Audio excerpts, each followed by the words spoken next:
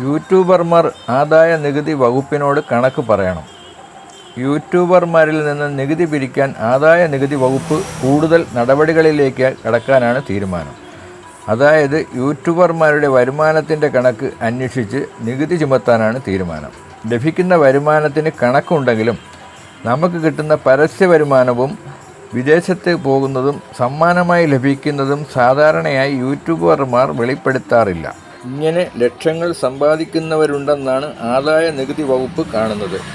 യൂട്യൂബിൽ നിന്നും വലിയ വരുമാനം നേടുന്നവരുടെ കണക്കുകൾ സഹിതമുള്ള പട്ടിക തയ്യാറാക്കിയാകും നടപടിയെടുക്കുക.